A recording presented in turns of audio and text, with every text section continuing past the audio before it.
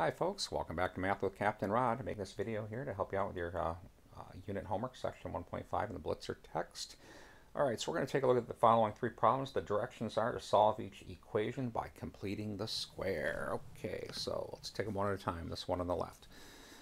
Alright, so to complete the square, the idea is what can we add to this to make it a perfect square? Alright, and you look here. Always take that value, cut it in half, that would be 3. Square it, that would be 9. That's the magic number. That's what we add to both sides. So we're going to have x squared plus 6x plus 9 equals negative 8 plus 9. Again, you have to add it to both sides. Okay, next step. This is now a perfect square trinomial. This factors into x plus 3, the quantity squared. Negative 8 plus 9, of course, is 1. Now we can square root both sides. So we're going to have x plus 3 equals plus or minus 1. Important to get that minus 1 because, again, negative 1 squared is equal to plus 1. So there's really two solutions here. One possibility is that x plus 3 is equal to 1. Solve that for x and you get negative 2.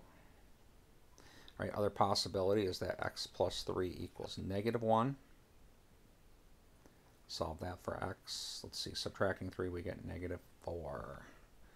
So there's our two solutions to this equation. All right, next example. Let's take a look at this one. So we're going to start this by putting this 5 over on the right. Because again, what we want here is we want to start with this nice binomial here, and we want to figure out what do we have to add to turn it into a perfect square. So again, you look here, cut that number in half, that would be 3. Square it, that would be 9. So 9 is the magic number here. That's what will turn that into a perfect square trinomial. So we'll add 9 to both sides. This, just like the previous one, factors into x plus 3 squared.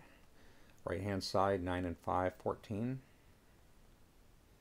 Square root both sides, so x plus 3 is going to equal plus or minus square root 14. And just solve for x now.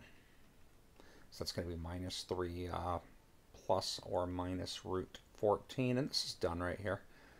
14 not a perfect square, so we'll just leave that alone. And the two solutions are negative 3 plus the square root of 14 and negative 3 minus the square root of 14. Okay, third example here, 2x squared minus 5x minus 3 equals 0. So, like the last one, let's take this and move it over to the right.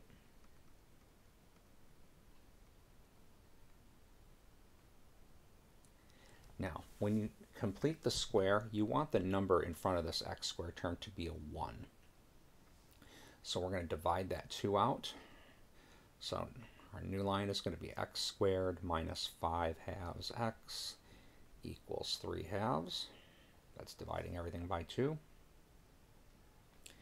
All right, then again, we look here, the number in front of the x, we cut that in half. That would be 5/4, and then you square that. That would be 25/16. That gets added to both sides.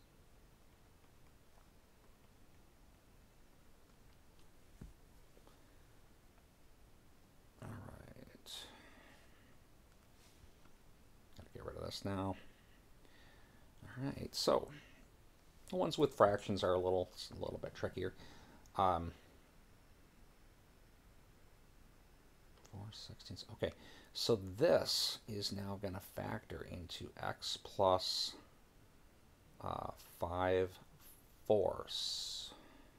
Oops, not plus, minus. Sorry about that.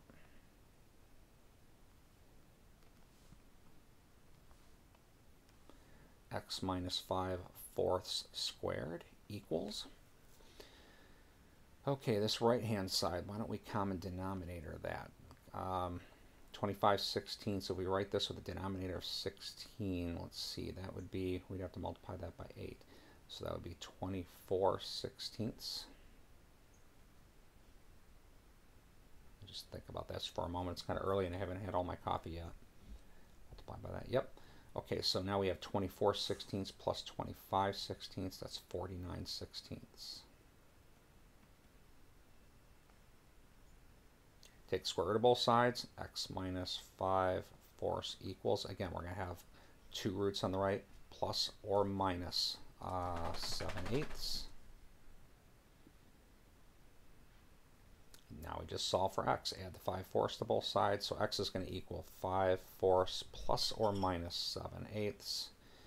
And let's common denominator this. That's going to be 10/8 plus or minus 7/8.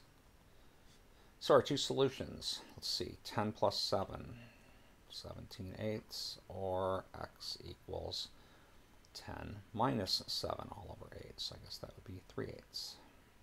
Okay, so there's our solutions. Again, these are three examples of solving quadratics by completing the square. I hope that this helps.